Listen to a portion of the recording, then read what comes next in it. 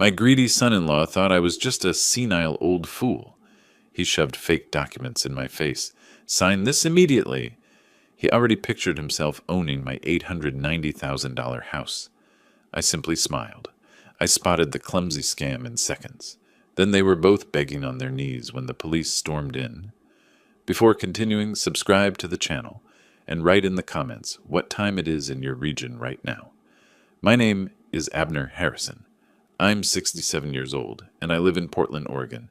Spent 40 years as a notary, specializing in real estate and estate law. People trusted me with their most important documents, their futures.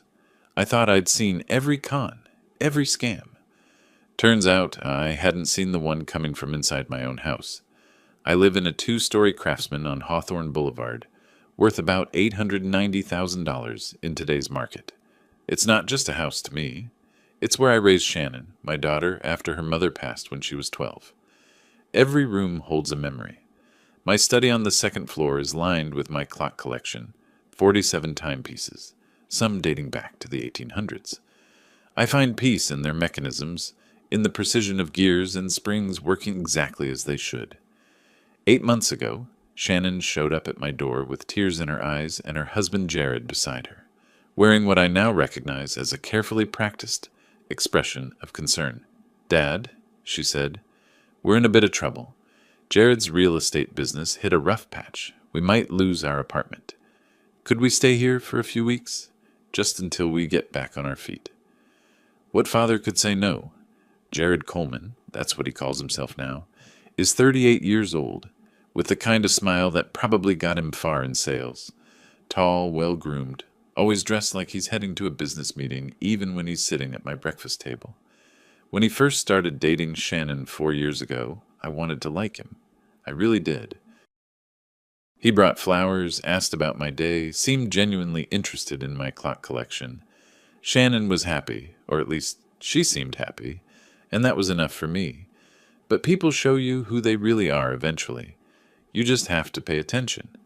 The first week after they moved in, Jared was still playing the grateful son-in-law. He'd offer to help with groceries, fix things around the house that weren't broken. Shannon was quieter than I remembered, always checking her phone, always looking to Jared before answering my questions. I told myself it was just the stress of their situation. By the second month, the mask started slipping. I'd hear them talking late at night in the guest room. Well, arguing is more accurate.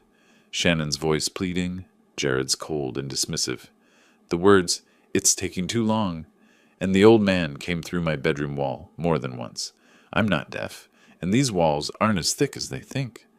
Jared stopped asking about my day, started treating me like furniture. He'd walk past me in the hallway without acknowledgement, leave his dishes in the sink for me to clean, change the thermostat without asking. Shannon followed his lead, or maybe she was leading him. I still don't know which is worse. The daughter who used to hug me goodnight now barely made eye contact. 3 weeks ago, I walked into my own kitchen and found them hunched over Shannon's laptop, speaking in low tones. The moment I entered, they snapped it shut. "Just looking at apartments, Dad," Shannon said too quickly. "We'll be out of your hair soon." But they weren't looking at apartments. I could see the reflection in the window behind them before the screen went dark. Legal documents, property forms, my address printed at the top. I'm not a stupid man, but I wanted to believe I was wrong. I wanted to believe my daughter wouldn't do this. So I waited, watched, listened. That brings us to tonight, March 3rd, about 20 minutes ago. We were having dinner, if you can call sitting at the same table while they ignored me, having dinner. I'd made pot roast, Shannon's favorite when she was young.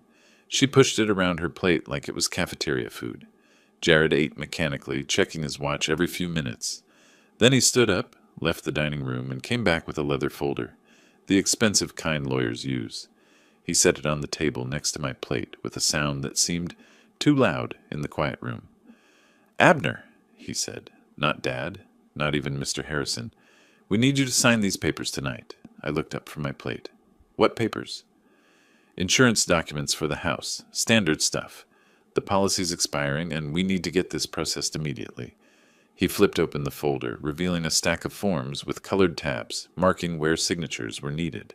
Shannon jumped in, her voice unnaturally bright. It's just a formality, Dad.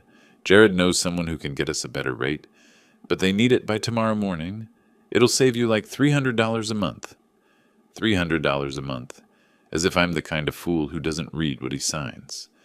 I pulled the first document toward me. Jared tensed. I saw it in his shoulders, the way his jaw tightened. I've spent 40 years reading body language across closing tables. The header read, "Quitclaim deed." Not insurance. A property transfer. I felt something cold settle in my stomach, but I kept my face neutral. Scanned the document. There was my property description, my address, and there, in the transferee section, Jared Coleman and Shannon Coleman Harrison. They were trying to steal my house. I kept reading, slower than necessary now, watching them from my peripheral vision. The notary section was a disaster. Wrong format, wrong date stamp, seal impression that looked like it came from a cheap online fake. The witness lines had signatures I didn't recognize. This wasn't just fraud, it was clumsy fraud. After 40 years in this business, I can spot a forgery in 3 seconds. This one practically had "fake" stamped across it in red ink. "Abner," Jared's voice had an edge now. "We need to move on this. Just sign the highlighted sections." I looked up at him. Really looked at him. His eyes were hard, impatient, predatory. Shannon sat beside him, hands folded in her lap, not meeting my gaze. "This seems like a lot of pages for insurance," I said slowly, letting a slight tremor into my voice. "I'm not sure I understand all this legal language." Jared's face rearranged itself into something resembling patience. "That's why we're here to help you. It's complicated, sure, but trust me, this is good for you. For all of us." "Trust him." "Right. I'd like to read through it more carefully," I said. "Maybe sleep on it. We can sign tomorrow." The temperature in the room dropped 10 degrees. "Tomorrow's too late." Jared leaned forward. "The deadline is tonight. If we don't get this filed by morning, we lose the rate. Do you want to pay an extra $300 every month because you were too stubborn to sign a simple form?" Shannon finally looked at me. "Dad, please. We're trying to help you. Why do you have to make everything so difficult?" There it was, the real Shannon, or whoever she'd become. Not my little girl who used to fall asleep on my shoulder during movie nights. This stranger who thought I was a senile obstacle to her inheritance. I set down the pen I'd been holding. "I appreciate your concern, but I need time to think about this. I'm sure one more day won't hurt." Jared's hand slammed on the table. Not hard enough to be threatening, but hard enough to make his point. "You're not thinking clearly, Abner. Shannon, talk to your father." "Dad." Her voice took on a wheedling tone that made my skin crawl. "You're being paranoid. It's just paperwork. Why would we try to hurt you?" "Why indeed?" "Tomorrow," I repeated, making my voice firmer. "That's final." Jared stared at me for a long moment. I could see him calculating, deciding whether to push harder or retreat. Finally, he gathered up the papers and stood. "Fine. We'll discuss this tomorrow, but you're making a mistake." They left the dining room together, Shannon's hand on Jared's arm, murmuring something I couldn't hear. I heard their bedroom door close upstairs, then their voices, low and urgent. I sat alone at the table, my pot roast congealing on the plate. The clock on the mantel, an 1887 Ansonia, my favorite, ticked steadily, each second measured and certain. They think I'm a foolish old man. They think I don't understand what I almost signed. They have no idea who they're dealing with. I stood up slowly, my knees protesting as they always do after sitting too long. Cleared the table, washed the dishes. Every movement normal, routine. Upstairs, their voices continued, too muffled to make out words, but not emotion. Frustration, anger, impatience. Let them think they're winning. Let them think I'm confused, easily manipulated. Tomorrow, I'll start playing a different game, one they won't see coming until it's far too late. I turned off the kitchen light and stood in the darkness, listening to the clocks. 47 timepieces, all keeping perfect time. The question isn't whether they'll try again. The question is how badly I'll make them wish they hadn't. I didn't sleep that night, not 1 minute. I lay in my bed, staring at the ceiling, listening to the house settle around me. Around 2 a.m, I heard their door open, footsteps in the hallway. They stopped outside my room. I could see the shadow under my door, 2 pairs of feet. listening to see if I was awake, maybe. After a minute, they moved on. The toilet flushed, water ran, then silence again. But my mind wasn't silent. It was racing through 40 years of experience, cataloging every detail of those forged documents. The seal was wrong, pre-2018 format, which Oregon stopped using after the registry update. The signature lines had the wrong spacing. Even the paper stock felt off, too thin for official county documents. Whoever forged these was either incompetent or rushing, probably both. The question that kept me awake wasn't whether they were trying to steal my house. That was obvious. The question was, how long had they been planning this? And was this their first attempt? Or were there other victims? As dawn broke through my window, something else kept circling back in my mind. A memory. Shannon was 7 years old. We'd gone to the coast for the weekend, just the two of us. Her mother had died the year before, and I was still figuring out how to be both parents. We were walking on Cannon Beach, collecting shells, when Shannon found a sand dollar. Perfect, and white, and whole.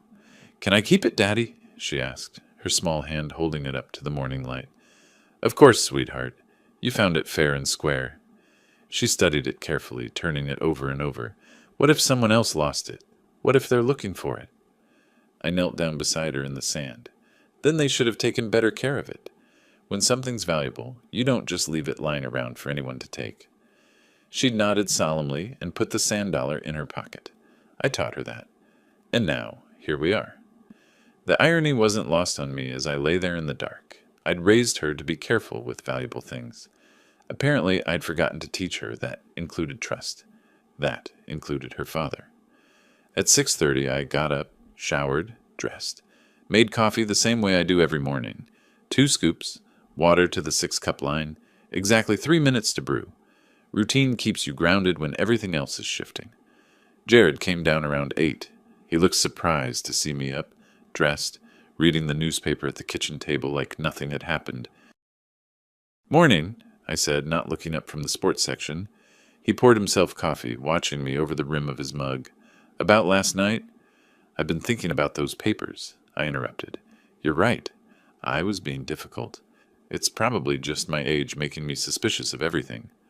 I glanced up in time to see the flash of triumph in his eyes before he buried it under false concern.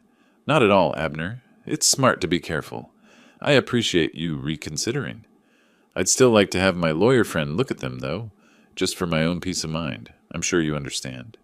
His smile tightened almost imperceptibly. "Of course. When do you think you could get that done?" "I'll call him this morning. Maybe I could bring the papers by his office this afternoon?" I let a slight eagerness creep into my voice, the eagerness of an old man grateful that young people are paying attention to him. "That works." He set down his mug. "I'll make a copy for you to take. The originals need to stay here for the filing." Sure. I nodded, still playing the befuddled elder. "Whatever you think is best." After he went back upstairs, I stood at the kitchen sink, gripping the counter edge. My hands were shaking. Not from fear, from rage, but rage is useless without a plan. I thought about another memory. Shannon at 16 caught sneaking out to meet friends after curfew. I'd been waiting in the living room when she climbed back through her window at 2 a.m. "Disappointed?" she'd asked defiantly when I turned on the light. "No," I'd said. "Just wondering what happened to the daughter I raised, the one who knew better." She'd cried then, real tears, not the manipulative kind. Apologized, promised to do better, and she had for years. She'd been a good kid, went to college, got a decent job. When had that changed? When she met Jared. That's when. Or maybe I just want to believe that. Maybe the seeds were always there and Jared just watered them. At 9 o'clock I left the house, told them I was going for my morning walk, something I do every day. They barely looked up from their phones. But I didn't go to the park. I drove downtown to an office building on 5th Avenue, took the elevator to the 3rd floor, knocked on a door marked Martinez and Associates, Legal Services. Gerald Martinez looked up from his desk when I walked in. We'd worked together on dozens of closings over the years. He handles the legal side, I handle the notarization. He's 52, sharp as they come, and doesn't suffer fools or criminals gladly. "Abner, huh? This is a surprise. You're supposed to be retired." "I am. This is personal. I sat down across from him and pulled out my phone. I need you to look at something, and I need you to be honest with me about how serious this is. I showed him the photos I'd taken of the documents while Jared was making coffee. Every page, every detail. Gerald scrolled through them, his expression darkening with each swipe. When he finished, he set my phone down carefully like it might explode. This is a quitclaim deed attempting to transfer your property to Jared Coleman and Shannon Coleman Harrison. I know what it is. I want to know if it's what I think it is. It's forged. Badly. The notary seal alone would get thrown out in any court. But here's the thing, Abner. If you'd signed this, it would still be recorded at the county office. It would still create a cloud on your title. Fighting it would take months, maybe years. Legal fees in the tens of thousands. And during all that time, your son-in-law could potentially sell the property to a third-party buyer.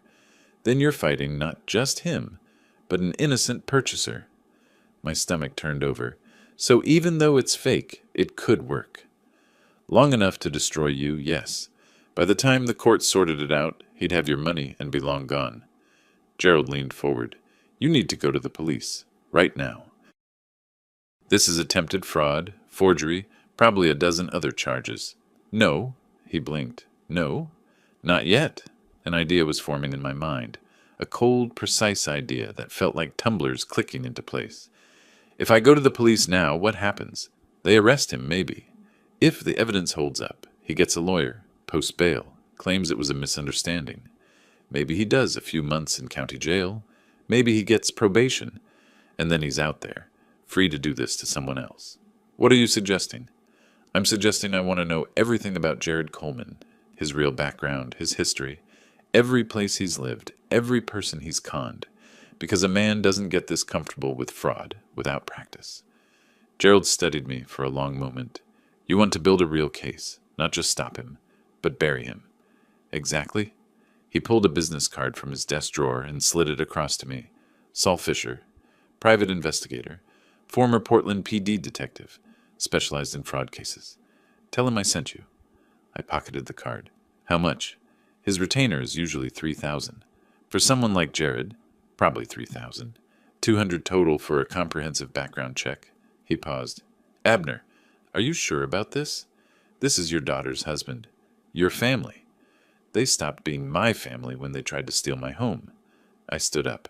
Send me your bill for today's consultation. There's no bill? But Abner? He stood too. Be careful. If he realizes what you're doing, he might accelerate his timeline. These people can be dangerous when cornered. So can I said quietly. I left his office and sat in my car in the parking garage for 10 minutes, just breathing, processing. Then I called the number on Saul Fisher's card. By noon, I had an appointment scheduled for the next day. By 1 o'clock, I was back home, shuffling through the front door like the old man they expected to see. Jared was waiting in the living room. Did you see your lawyer friend? Oh, yes, I said, injecting confusion into my voice. He said it all looked fine, very standard. He did mention something about title insurance, but I didn't quite understand that part. You know how lawyers talk. The relief on Jared's face was almost comical. That's great news, Abner. Really great. So you're ready to sign? Well, I'd still like to think about it a bit more. Maybe we could do it this weekend. His jaw tightened, but he forced a smile. Sure, this weekend works. I went upstairs to my room, closed the door, sat on my bed, and finally let myself feel it all. The betrayal, the anger, the grief. My daughter, my own daughter. But grief is a luxury I couldn't afford yet. I opened my laptop and started making notes. Everything I knew, everything I'd observed, everything I suspected. Building a case file in my mind, one piece at a time. The clock on my nightstand ticked steadily. A 1924 Sessions mantel clock, oak case, perfect condition. I wound it carefully, watching the gears move through the glass panel in back. Everything working exactly as designed. Everything in its place. That's what I needed to be now. Precise, patient, methodical. They think they're hunting me. They have no idea I've just become the hunter. Outside my window, Portland was going about its day. Traffic hummed, birds sang. Life continued, oblivious. But inside this house, the real game was just beginning. The next morning, I met Saul Fisher at a coffee shop on Northwest 23rd Avenue. He was a broad-shouldered man in his late 50s with the kind of face that had seen too much and remembered all of it. Former police detective, Gerald had said. It showed in the way he assessed me. Quick, thorough, missing nothing. Mr. Martinez gave me the basics, Saul said, sliding a contract across the table. Background check on Jared Coleman. Comprehensive. $3,200, payable half up front. I signed the contract and wrote him a check for $1,600 right there. How long? Depends what I find. Could be 3 days, could be 10. I'll call you the moment I have something solid. He pocketed the check. One question, your daughter. Is she involved or is she a victim? I thought about Shannon's face at the dinner table, the way she'd looked at me like I was an inconvenience. I don't know yet. That's what I'm trying to figure out. Fair enough. I'll dig into both of them. He stood to leave, then paused. Mr. Harrison, if your son-in-law is as experienced as you think, he'll have eyes on you. Be careful what you do, where you go. Act normal. Don't give him any reason to think you're onto him. Normal? Right. I could do that. I spent the rest of that day researching security equipment online.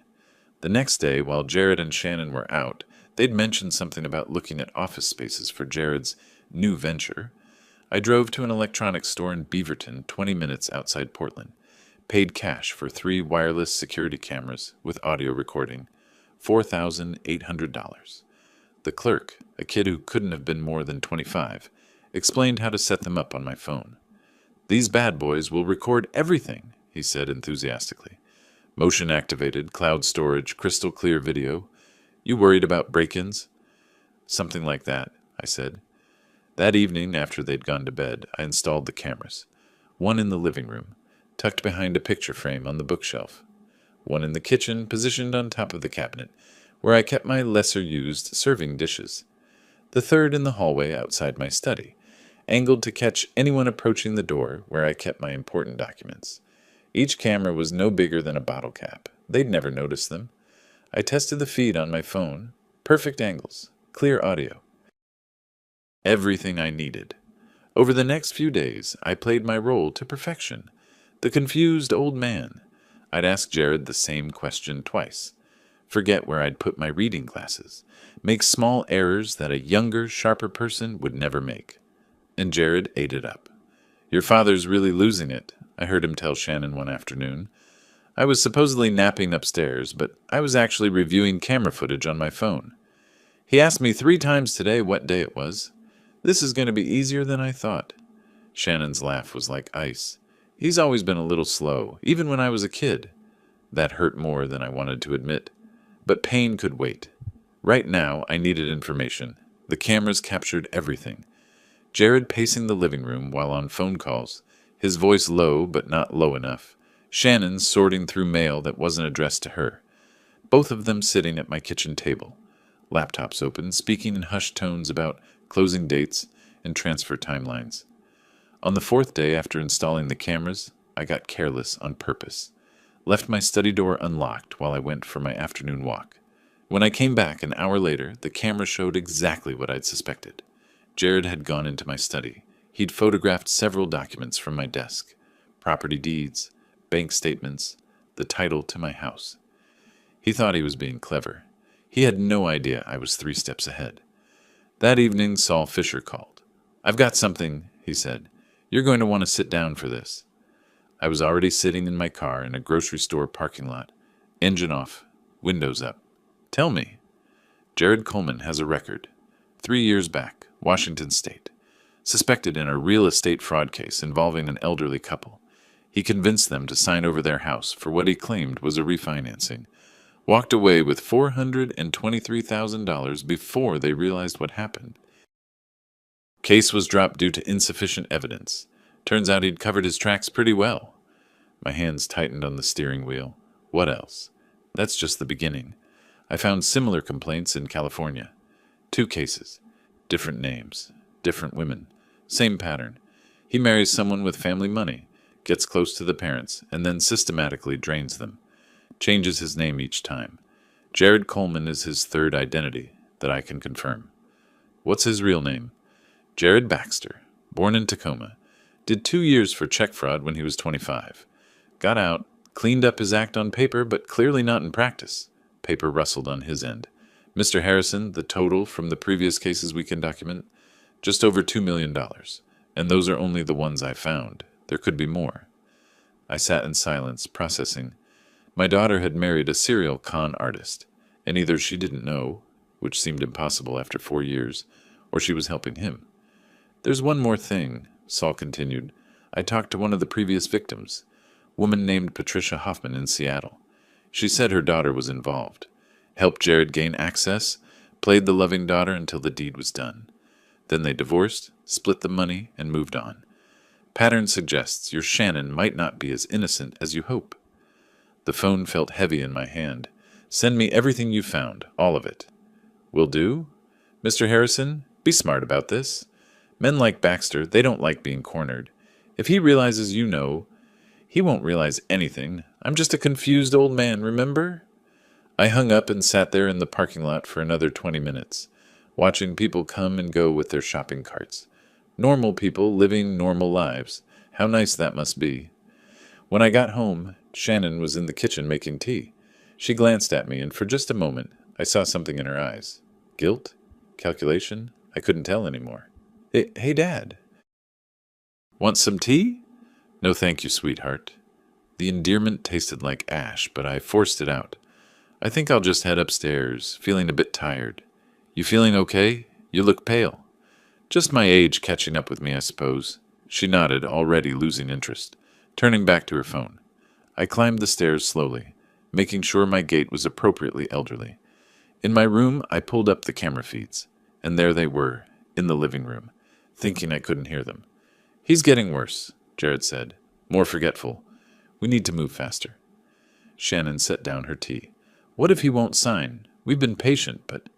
Then we go with Plan B. I've already contacted Russell. He can forge the signature and backdate the notarization for $8,000. We'll have the paperwork filed before your father even knows what happened. And if he fights it? Jared's smile was predatory. He's 67 and confused. Who's going to believe him over official county records? By the time any court sorts it out, we'll have sold this place and be long gone. I watched Shannon nod. Just nod. No protest, no moral objection. Just cold agreement to steal from her own father. That's when I knew for certain. She wasn't a victim. She was a willing participant. I closed the camera app and sat on the edge of my bed. The 1924 sessions clock ticked away on my nightstand, steady, reliable, honest in its function, unlike the people living in my house. I thought about calling them downstairs right then, confronting them with everything I knew, watching their faces as I laid it all out. But that would be satisfying for maybe 10 minutes. And then what? They'd lawyer up, deny everything, claim the recordings were inadmissible or taken without consent. Jared would disappear like he had before, and Shannon would play the manipulated daughter.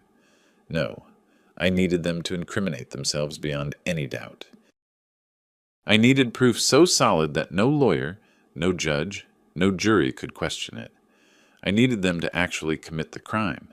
The idea crystallized slowly, like frost forming on a window. Let them think they were winning. Let them proceed with their plan B. Get them to bring in this Russell person. Get them to attempt the fraud on camera with witnesses. And then, when they were completely trapped, spring the net. It was risky. It meant letting them get closer to stealing everything I owned, but it also meant building a case that would put them away for a very long time. I pulled out my phone and sent Gerald Martinez a message. Need to discuss timing and evidence requirements. Also need contact for Portland PD Fraud Division. His response came within minutes. Tomorrow morning, my office. I'll bring Detective Anderson from Economic Crimes. I set my phone down and looked at my reflection in the mirror across from my bed. The same face I'd had yesterday, but somehow different, harder, more focused. They thought they were playing me, but I'd been a notary for 4 decades. I'd spent my entire career identifying frauds, protecting people from scams, reading the fine print that others missed. This was my specialty, and they'd just brought a forgery into a master's house. I smiled at my reflection. It wasn't a pleasant smile. Let them think they're winning. Let them think I'm the fool. They'll learn the truth soon enough. The next morning, I drove to Gerald Martinez's office. Detective Philip Anderson was already there, a lean man in his 40s with tired eyes and the permanent squint of someone who'd reviewed too many financial documents under fluorescent lights. "Mr. Harrison," he said, shaking my hand, "Gerald's filled me in on the basics. You believe your son-in-law is attempting to defraud you of your property?" "I don't believe it. I know it." I pulled out my phone and showed him the camera footage. Jared and Shannon discussing Plan B, the forged quitclaim deed. Everything.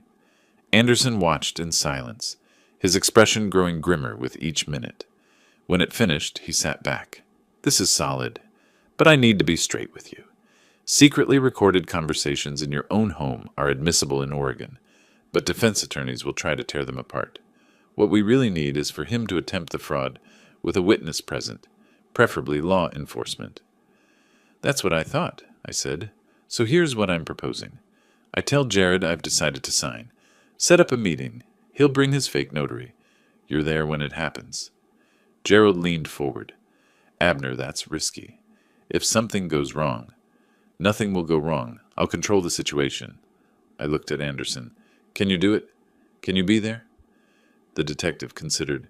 "We'd need probable cause for a warrant, or an invitation from you. The invitation is cleaner. You're setting up a legal document, signing at your home. You're concerned about fraud. You request police presence. We come in plain clothes, observe, and move in when they attempt to use fraudulent documents." He nodded slowly. "Yeah, we can do this. But I need everything you've got. Every recording, every piece of evidence Saul Fisher dug up. I need to brief my sergeant, and probably the DA's office." "How long?" "Give me a week, maybe 10 days. We need to do this right. One mistake, and this guy walks." 10 days. Could I maintain the act that long? Could I sit at the same table as Shannon, knowing what I knew, and pretend everything was normal? I'd have to. Over the next several days, the cameras captured more damning evidence. Jared on the phone with someone named Russell, discussing the old man's signature style and tremor patterns. Shannon researching real estate attorneys who wouldn't ask too many questions, both of them pricing out luxury cars and vacation homes in Mexico. They were already spending money they hadn't stolen yet. The arrogance was breathtaking. I continued my performance. The confused elder, asking simple questions, shuffling around the house, napping at odd hours. Every morning, Jared would give me this pitying look, like he was doing me a favor by tolerating my presence in my own home. On the evening of the 7th day, I went downstairs for a glass of water around midnight. Shannon was in the kitchen, laptop open, and she didn't hear me coming. The screen showed a real estate listing, my house, with professional photos I'd never authorized. "Coming soon," the listing read, $850,000. Classic Portland craftsman, move-in ready. She'd already hired a realtor. They weren't just planning to steal my house. They were actively preparing to sell it. I backed away slowly, returned to my room, pulled up the camera footage from earlier that evening. There it was, Shannon on the phone with a realtor, explaining that her elderly father had decided to move into assisted living, and she'd been given power of attorney to handle the sale. None of that was true. Not one word. I forwarded the footage to Detective Anderson with a timestamp. His response came through at 6 a.m. "This is perfect. We're ready. When do you want to do this?" I thought about it carefully. Timing mattered. Too soon, and they might not have everything in place. Too late, and they might complete the fraud before I could stop it. "They're getting impatient," I wrote back. "I'll tell them I'm ready to sign. Let's say April 2nd, 2 weeks from now. Gives them time to prepare. Gives us time to get everything lined up." "Confirmed. I'll coordinate with the DA.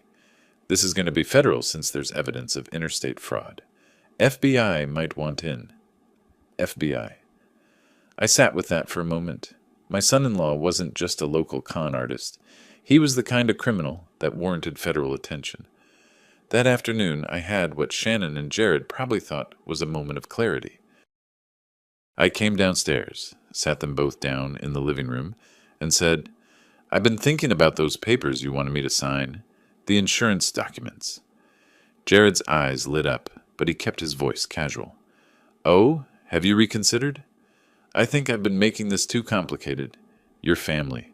If you say it's good for me, then I trust you. I let my voice waver slightly, like an old man surrendering to inevitability.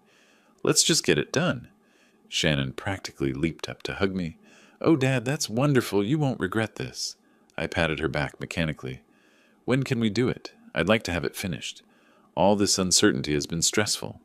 Jared pulled out his phone immediately. Let me check with my notary contact. I want to make sure we do this properly. Have everything official. He stepped into the other room, voice low. I could see him through the doorway, texting rapidly, then calling someone. His body language was excited, predatory. He thought he'd won. He came back 5 minutes later. He can do April 2nd, 2 p.m., here at the house. That work for you? Perfect, I said. I'll make sure I'm here. Oh, we'll make sure of that too, Shannon said with a laugh, like it was a joke. After they went upstairs that night, I sat in my study with the door closed. The hidden camera in the hallway would catch anyone approaching. On my desk, I'd spread out everything Saul had found. Police reports from Washington and California, victim statements, photos of Jared with different names, different women, a trail of devastation stretching back years.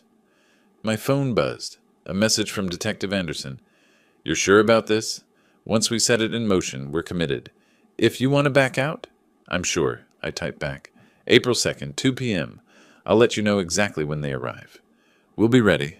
Plainclothes unit will be nearby. You give us the signal. We move in. Just be safe, Mr. Harrison. Don't take unnecessary risks. I looked at the message for a long moment, then typed, The only risk is letting them get away with it. I heard footsteps upstairs, Shannon and Jared walking down the hallway, their bedroom door closed. I pulled up the living room camera feed, rewound to earlier that evening. There they were, after I'd gone to bed. Jared opening a bottle of champagne, Shannon laughing, her face animated in a way I hadn't seen in months. April 2nd, Jared said, raising his glass. We'll own this place. $850,000.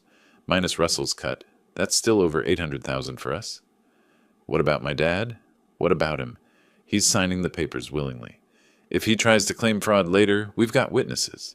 We've got official documents. He's a confused old man. No one will believe him. Jared took a drink. By the time he figures out what happened, we'll be in Mexico, living like royalty. Shannon clinked her glass against his. To early retirement. To stupid old men who trust their children. They laughed. Both of them. My daughter and the man she'd married, laughing about destroying me. I closed the video and sat in the darkness. The antique clock on my shelf, an 1890 Vienna regulator, chimed the hour. 1 a.m. Exactly on time, as always. No matter what happened, that clock would keep running. Precise, unchanging, trustworthy, unlike people. I opened my laptop and began composing an email to Detective Anderson. Everything they'd said time-stamped. Every piece of evidence, organized chronologically. Building the case piece by piece until it was ironclad. By 3 a.m., I'd created a timeline that would make any prosecutor salivate. Jared's previous victims, his pattern of behavior, Shannon's involvement, their plans to flee the country, their conspiracy to forge documents. This wasn't just fraud anymore. This was organized crime. I hit send and leaned back in my chair. 16 days until April 2nd. 16 days to maintain the performance. 16 days to let them believe they'd won. And then I'd show them what happens when you try to con someone who spent 40 years spotting cons. The Vienna regulator ticked steadily, each second bringing us closer to the moment when everything would change. I smiled in the darkness. Not a pleasant smile, a patient one. They wanted my house. They wanted my money. They wanted to destroy everything I'd built. Let them try. And when they failed, when they were standing in handcuffs, realizing exactly how badly they'd miscalculated, I'd be there to watch. Because that's what happens when you underestimate the old man. You forget that he got old by being smarter than you, and that's when you lose everything.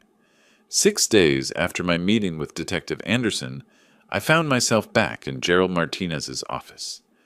This time, there was a third person present, a woman in her 40s with sharp eyes and a no-nonsense expression. Gerald introduced her as Assistant District Attorney Rebecca Walsh. Mr. Harrison, she said, shaking my hand firmly, I've reviewed everything Detective Anderson sent over. The camera footage, the investigator's report, the pattern of prior offenses. This is one of the most thoroughly documented fraud cases I've seen in my career. Does that mean you can prosecute? Prosecute? Mr. Harrison, I can build a federal case. Interstate fraud, identity theft, conspiracy, forgery? Jared Baxter is looking at decades, not years.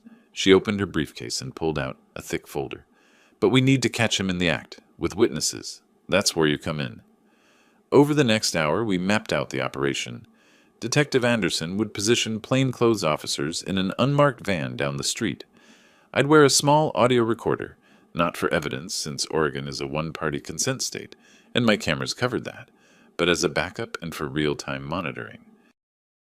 When Jared and his fake notary, Russell Woods, attempted to execute the fraudulent transfer, I'd say a specific phrase. I think I need to read this one more time. That would be the signal for police to enter. What if they get violent? Gerald asked. What if they realize he's on to them? Anderson leaned back in his chair. We'll have 4 officers within 30 seconds of the door. But honestly, guys like Baxter, they're cowards.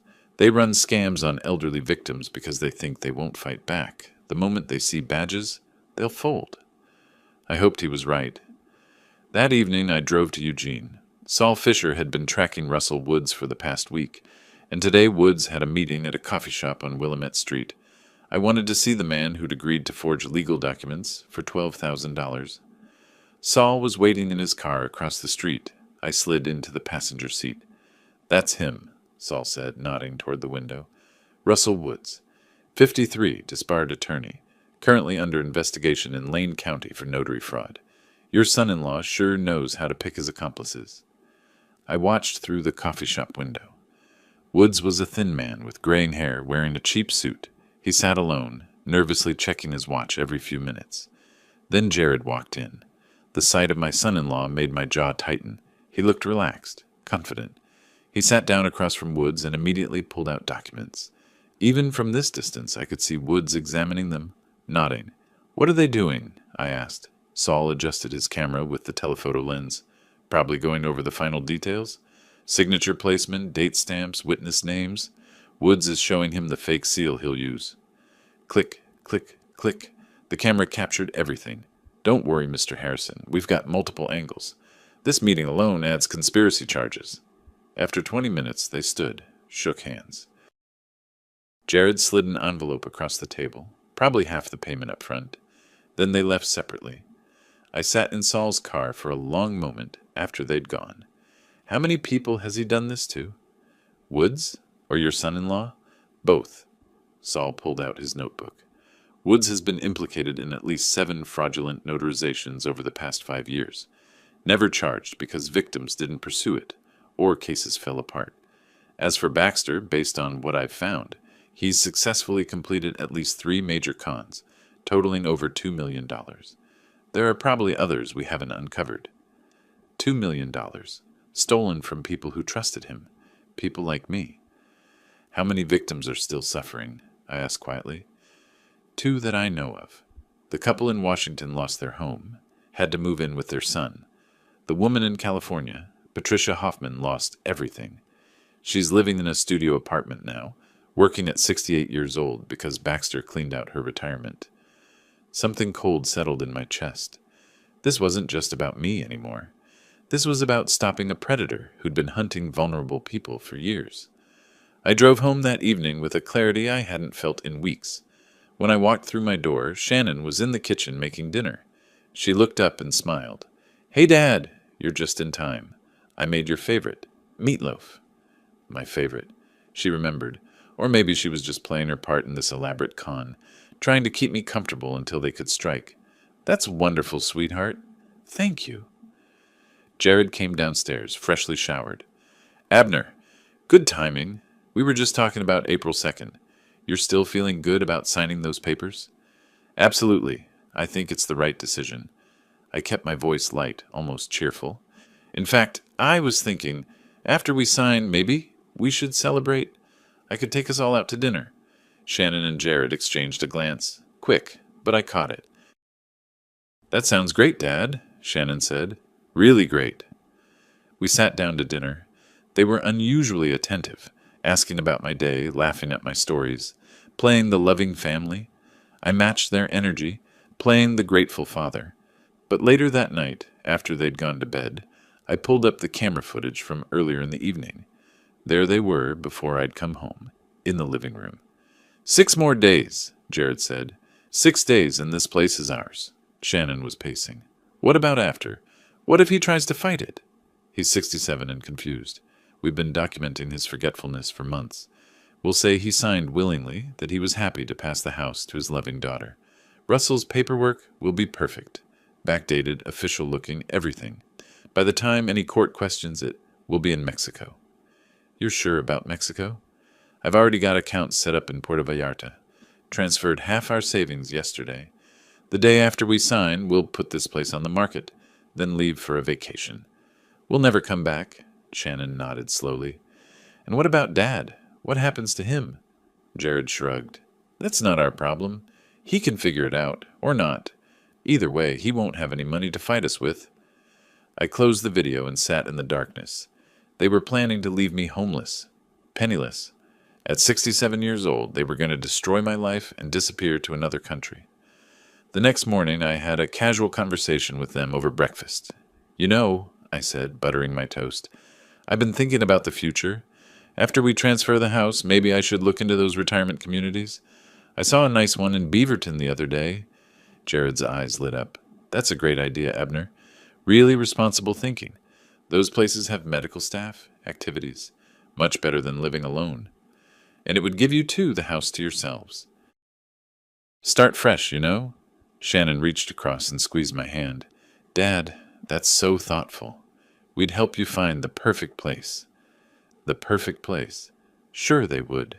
Right after they'd stolen everything I owned. I spent the afternoon making phone calls. Confirmed final details with Detective Anderson. Checked in with Gerald about legal procedures. Made sure Rebecca Walsh had everything she needed for the prosecution. That evening, I sat in my study with my father's pocket watch, an 1891 Waltham, gold case, perfectly maintained. He'd given it to me on my 30th birthday. Time is the only thing we can't get back, he'd said, so use it wisely. I'd used my time wisely, built a career, raised a daughter, lived honestly, and now that daughter was plotting to take everything. But I'd used my time wisely these past weeks, too. Documented everything. Built an ironclad case.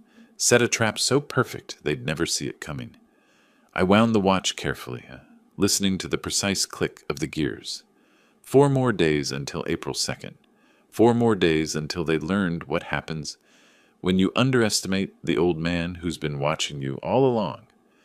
2 days before the scheduled signing, Jared made a casual announcement at dinner. I need to drive down to Eugene tomorrow. Business thing. Should be back by evening. What kind of business? I asked innocently. Just tying up some loose ends with a client. Boring real estate stuff. I knew exactly what he was doing. Final meeting with Russell Woods. Picking up the forged documents. Making sure everything was ready. Do you need any company? Shannon asked him. No, better if I go alone. More professional. He turned to me. You'll be okay here tomorrow, Abner? Shannon can make you lunch. I'll be fine. You go do what you need to do. The next morning, I watched him leave from my bedroom window. Waited 15 minutes, then called Saul Fisher. He's on the move. I'm already on him. Left your place at 8:30, heading south on I-5. I'll stay back. Keep you posted. For the next several hours, I tried to keep busy.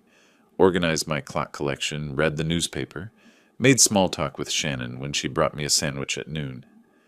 Dad, she said, sitting down across from me, I just want you to know, tomorrow is going to be really good. For all of us, you're making the right choice. I looked at my daughter, really looked at her, tried to find some trace of the little girl I'd raised, the one who'd cried when we found an injured bird in the yard, the one who'd made me breakfast in bed on Father's Day, even though the eggs were burnt and the toast was cold. Where had that girl gone? I hope so, sweetheart, I said quietly. I really hope so. My phone buzzed. Text from Saul. Meeting complete.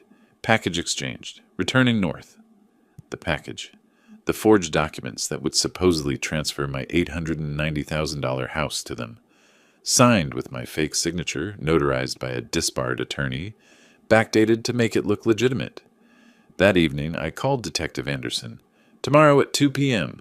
They'll have everything ready. We'll be there at 1:30. Park down the street in an unmarked van.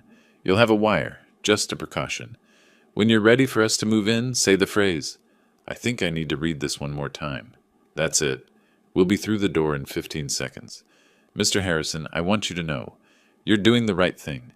Men like Baxter, they don't stop until someone stops them." That night, I couldn't sleep. Lay in bed, listening to the house settle. Heard Jared and Shannon talking in their room, voices too low to make out words, but the tone was excited, celebrating their upcoming victory. At 11 p.m., I got up and went to my study, pulled up the camera feeds one more time. There was Jared on his phone in the kitchen. Shannon must have been asleep. "Yeah, it's all set," he was saying. "Tomorrow at 2. The old man's signing everything over. We'll have the house on the market by Friday." A pause. "No, he doesn't suspect anything. He's too far gone. Keeps forgetting where he puts his glasses, asking the same questions twice." Jared laughed.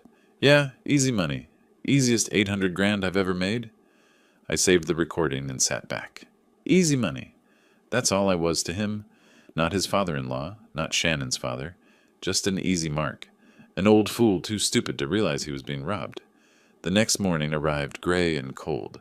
Classic Portland spring weather. I dressed carefully. Pressed slacks, a button-down shirt. Wanted to look presentable for what was coming. Shannon made pancakes for breakfast. "Big day today, Dad. Are you excited?" "Excited. Yes, that's one word for it." Jared was unusually chatty.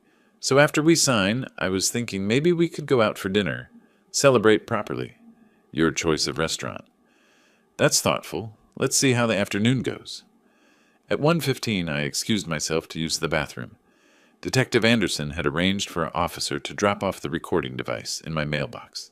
I retrieved it, tucked it into my shirt pocket, turned it on. The battery pack went in my inside jacket pocket. At 1:30, I looked out my study window. The unmarked van was parked 3 houses down. Dark windows. Could have been anyone. But I knew 4 police officers were inside, listening to every word transmitted from my wire. At 1:45, Jared's phone rang. He answered, spoke briefly, then came to find me. "Abner, the notary, just called. He's running a few minutes late. Should be here by 2:15. "That's fine. I'm in no rush." At 2 o'clock, Jared was pacing. Shannon kept checking her phone, both of them radiating nervous energy, though they were trying to hide it. At 2:13, the doorbell rang. Jared practically ran to answer it. A moment later, he returned with a man I recognized from Saul's photos. Russell Woods, tall, thin, professional-looking in his cheap suit, carrying a leather briefcase. "Mr. Harrison," Woods said, extending his hand. "Russell Woods. I'm the notary who'll be handling your documents today." I shook his hand. It was clammy. "Nice to meet you, Mr. Woods." We all sat in the living room, Jared and Shannon on the couch, practically vibrating with anticipation. Woods at the coffee table, opening his briefcase. Me in my favorite chair, the one I'd sat in 10,000 times over the years. Woods pulled out a stack of papers, the same quitclaim deed I'd seen weeks ago, now properly notarized with Russell's fake seal. "This is a straightforward property transfer," he began, his voice rehearsed. "You're transferring ownership of this property to Jared Coleman and Shannon Coleman Harrison. Standard procedure. Just need your signature here, here, and here." He pointed to the flag pages. I leaned forward, squinting at the documents like the confused old man they expected. "And this is for insurance, right?" I asked. Woods glanced at Jared. Jared nodded encouragingly. "That's right, Abner. Insurance purposes. We talked about this." I picked up the pen Woods offered, held it over the first signature line. Then I set it down. "You know," I said slowly, "I spent 40 years as a notary, specialized in real estate law." The room temperature seemed to drop. Woods' smile faltered. Jared's face went very still. "And in those 40 years, I learned to spot forgeries." I tapped the notary seal on the document. "This seal, for example. It's the wrong format. Oregon updated notary seal requirements in 2018. This is the old style." Woods started to stand. I think there's been a misunderstanding. Sit down, Mr. Woods. Or should I say former attorney Russell Woods, disbarred in 2021 for ethical violations? He sat. His face had gone the color of old newspaper. I turned to Jared. And you, Jared Coleman. Except that's not your real name, is it? It's Jared Baxter, born in Tacoma, convicted of check fraud at 25. 3 known victims of real estate fraud totaling over $2 million. Jared's mouth opened. Nothing came out. He looked like a fish pulled from water, gasping. Shannon stood up. Dad, what are you talking about? This is crazy. Sit down, Shannon. My voice was cold, colder than I'd ever used with her. I have you on camera, multiple cameras actually, discussing how to drug my tea, planning to forge my signature, celebrating stealing my house. Every conversation, every plan, every word, all recorded. Her face went white. You were recording us? In my own home? Yes. Perfectly legal in Oregon. I looked at all 3 of them. Woods was shaking. Jared's jaw was clenched so tight I could see the muscles jumping. Shannon had tears starting to form, but whether they were real or calculated, I no longer cared. I also know about Patricia Hoffman in California, I continued, the couple in Washington. Every victim you've left in your wake, Jared. Or should I start calling you what you really are? A serial con artist who targets elderly people. Jared finally found his voice. You can't prove any of this. You're just a confused old man who... I think I need to read this one more time, I said clearly. Jared blinked. What? The front door burst open. Detective Philip Anderson came through first, badge out, followed by 3 uniformed officers. Jared Baxter, Russell Woods, you're under arrest for attempted fraud, forgery, and conspiracy to commit real estate fraud. The room exploded into chaos. Woods tried to run for the back door. An officer caught him before he made it 3 steps. Jared stood frozen, his face cycling through emotions. Shock, rage, disbelief, then something like a cornered animal's panic. Shannon dropped to her knees. Dad, please! I didn't mean... He made me. I was scared. I looked down at her. My daughter. On her knees on my living room floor, begging. The cameras recorded you suggesting they put sedatives in my tea, Shannon. Not Jared. You. My voice was steady, but inside, something was breaking. Every word, every plan. You knew exactly what you were doing. Mr. Harrison, Detective Anderson said, approaching me. You okay?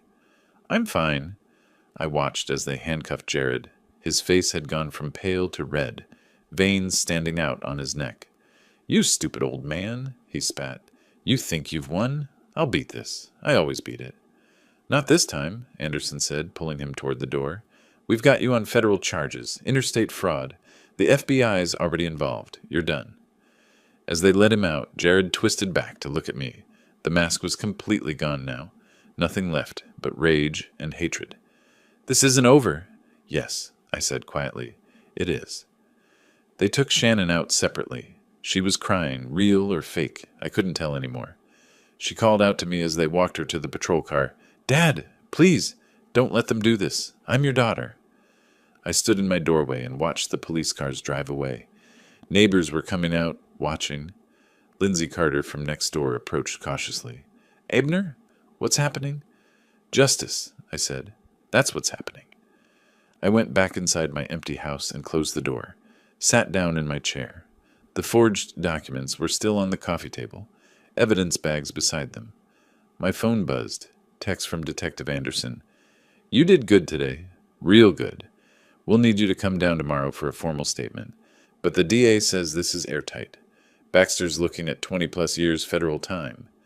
I set the phone down and looked around my living room. Everything was the same. Same furniture, same clocks ticking on the walls, same afternoon light coming through the windows. Everything was different. I'd won, protected my home, stopped a serial criminal, probably saved future victims. But I'd also just sent my daughter to jail. The old Ansonia clock on the mantel struck 3. Right on time, precise, unforgiving, just like justice. I sat there alone in the silence, and for the first time since this all began, I let myself feel the weight of what I'd done. It was the right thing, but that didn't make it hurt any less. The police station was colder than I expected. Or maybe that was just me. Detective Anderson had asked me to come in the next morning to give a formal statement. I sat in a small interview room with pale green walls and a two-way mirror, recounting everything for the third time.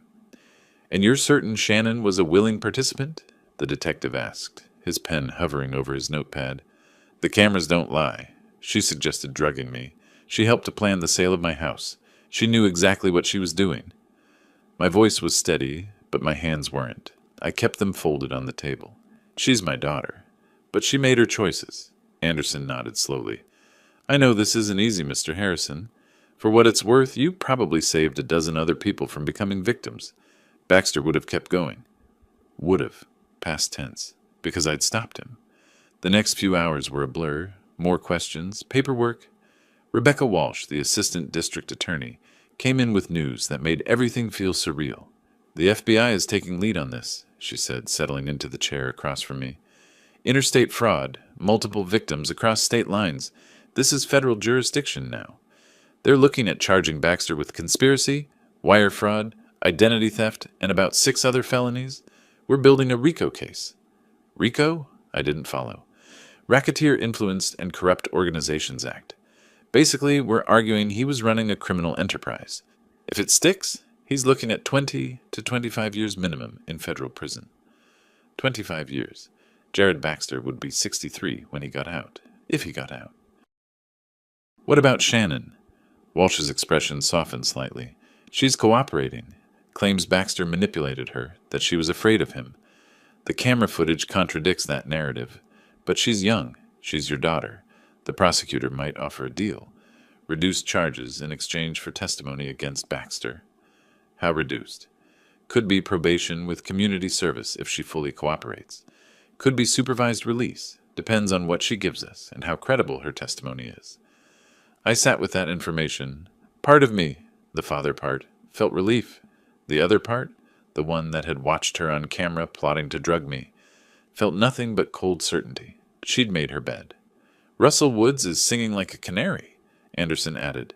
"He's given us 5 other cases where he worked with Baxter. Names, dates, amounts. He's looking at 8 to 10 years, but he might get it reduced to 5 if he keeps cooperating." That afternoon, I finally went home. The house felt different, emptier.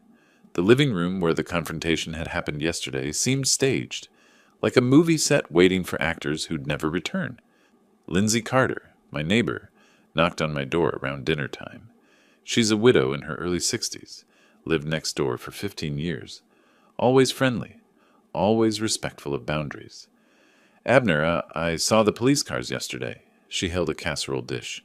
"I made too much chicken and rice. Thought you might want some company." We sat at my kitchen table, the same table where Jared had tried to pressure me into signing those papers. I told her an abbreviated version of the story. She listened without interrupting, her eyes growing wider with each detail. "Your own daughter," she finally said. "Abner, I'm so sorry." "So am I." "But you did the right thing. You had to protect yourself." "I know. Doesn't make it easier." She reached across and squeezed my hand. "You're stronger than you think, and you're not alone. If you need anything, and I mean anything, you call me.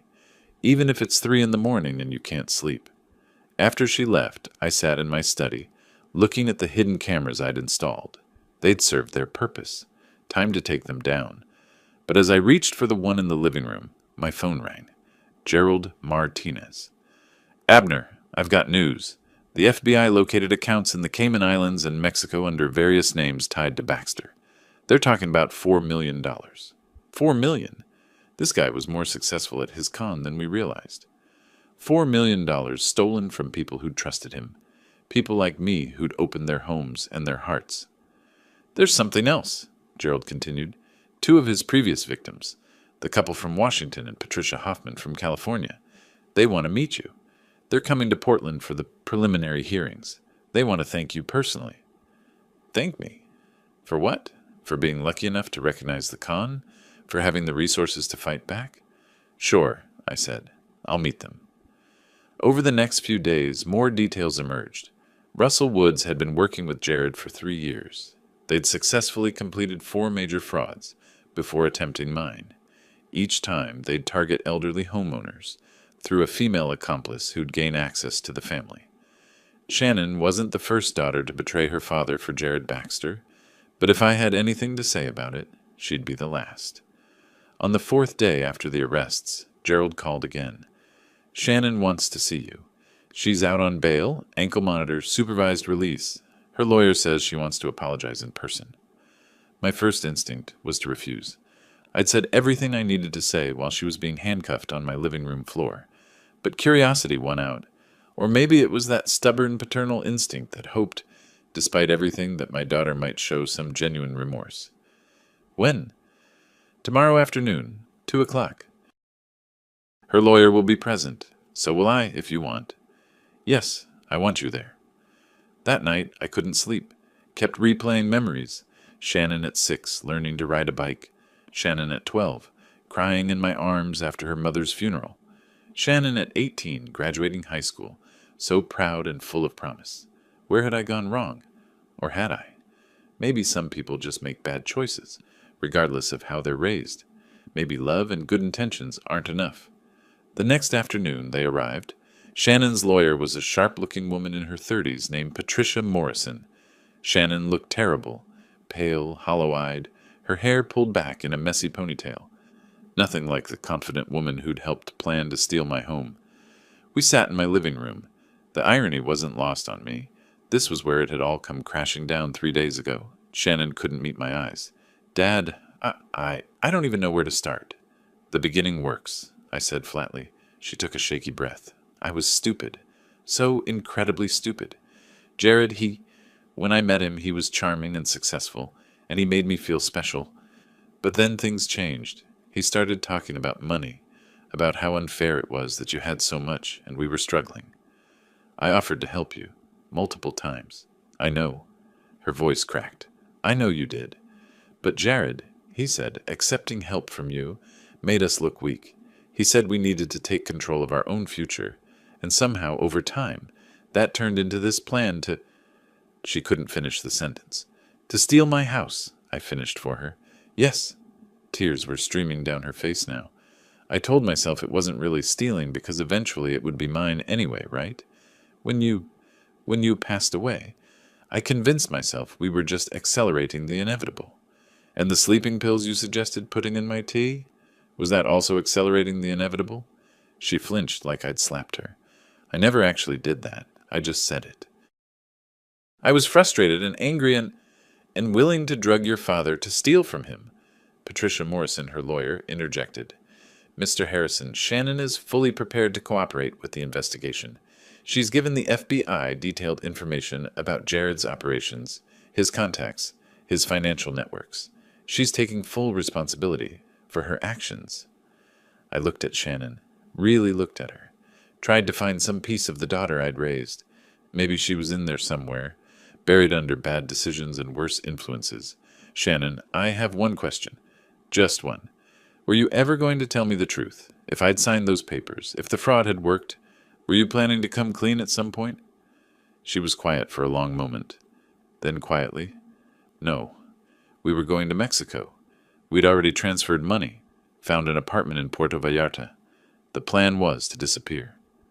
There it was, the truth. They weren't just going to rob me. They were going to abandon me, leave me homeless and broke, and vanish to another country. Thank you for your honesty, I said, standing up. Now I'd like you to leave. Dad, please. The cameras recorded everything, Shannon. Every conversation, every plan, every laugh you shared with Jared about the stupid old man you were conning. I don't know who you've become, but you're not the daughter I raised. That girl died somewhere along the way, and I'm still mourning her. Shannon broke down completely, sobbing into her hands. Her lawyer put an arm around her shoulders, guided her toward the door. At the threshold, Shannon turned back. I love you, Dad. I love my daughter, too, I said, but I don't know you anymore. After they left, Gerald stayed. That was brutal, Abner, but probably necessary. She would have let me become homeless, penniless, at 67 years old. I walked to the window, looked out at the street. Love has to have boundaries. Otherwise, it's just enabling. The prosecutor is offering her 4 years probation with supervised release and 200 hours of community service in exchange for her full cooperation. She should take it. She's lucky it's not prison. She is? And Abner? For what it's worth, you're handling this with more grace than most people would. Grace. That was a generous word for the hollow, angry ache in my chest. But I'd survive. I always did. 2 days later, I met Patricia Hoffman and the Washingtons, Charles and Marie. They'd flown to Portland for the preliminary hearing, and we'd arranged to meet at a coffee shop downtown, far from the courthouse and the media. Patricia was 68, small-framed with gray hair and sharp blue eyes that had probably once been trusting. Now they held the wariness of someone who'd been burned. The Washingtons were in their 70s, both looking tired but determined. "Mr. Harrison," Patricia said, shaking my hand firmly, "I can't tell you what it means that you fought back, that you stopped him." We sat down with our coffees. For the next hour, they told me their stories. Patricia's daughter had brought Jared into their lives 3 years ago. He'd been charming, helpful, always ready with financial advice. Within 6 months, he'd convinced Patricia to sign papers that transferred her house into a protective trust that he controlled. By the time she realized what had happened, he'd refinanced the property, pulled out $480,000 in equity, and disappeared. Her daughter had gone with him. "I lost my home," Patricia said quietly. "Had to move into a studio apartment. At 65 years old, I'm working part-time at a grocery store because my retirement was tied up in that house." The Washington story was similar, but worse.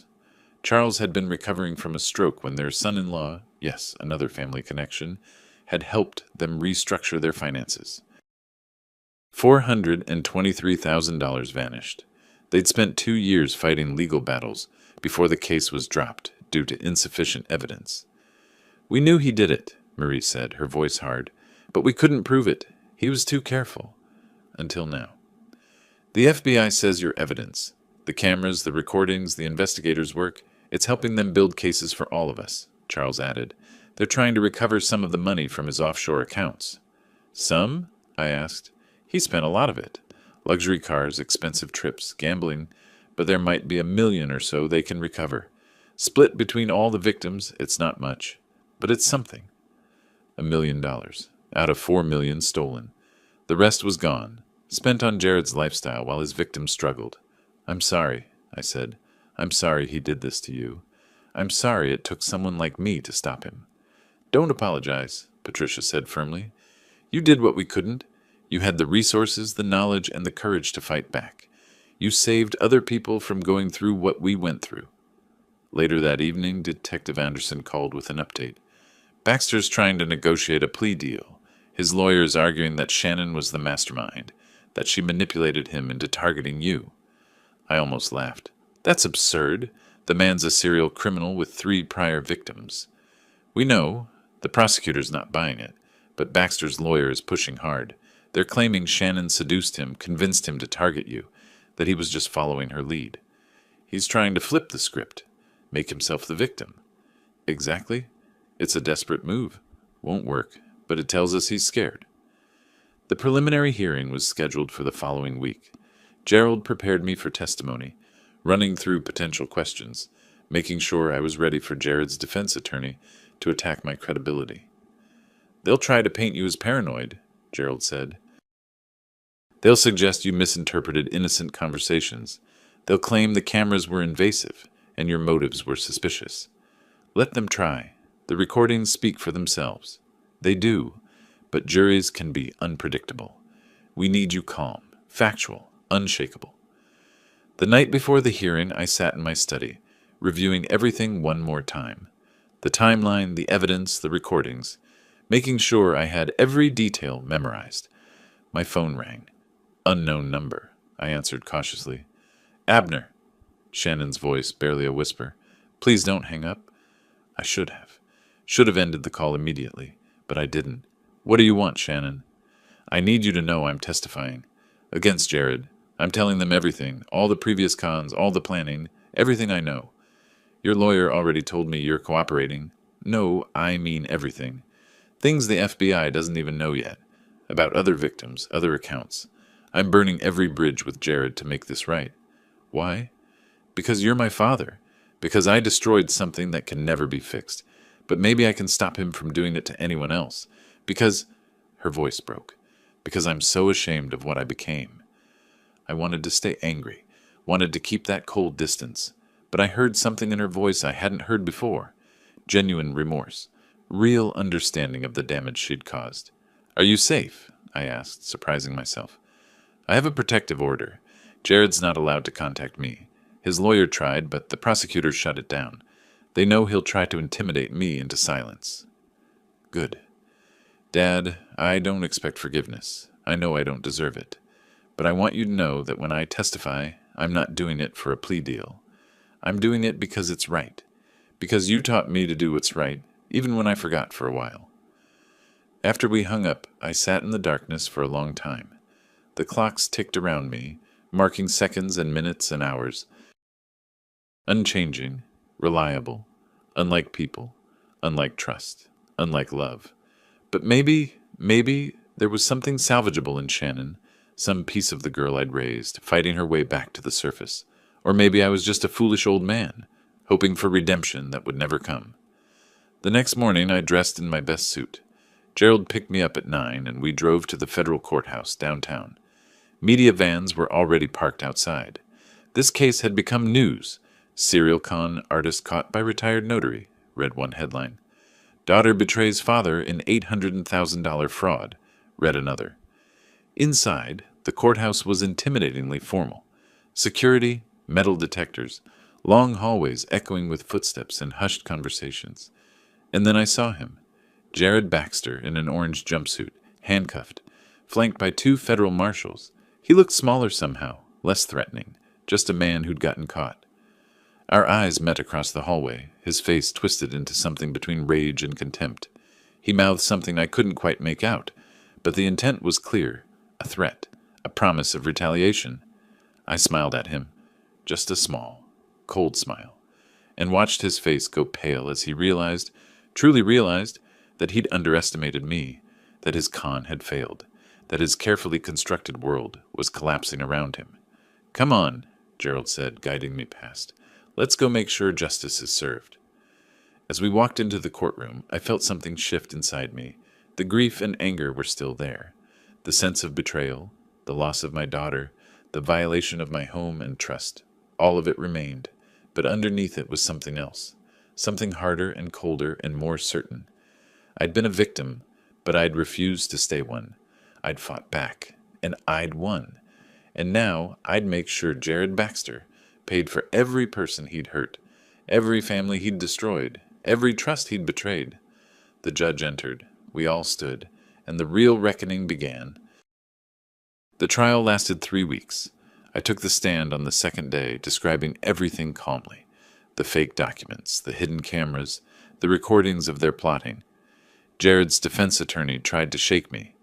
Isn't it possible you misinterpreted innocent conversations? I smiled slightly.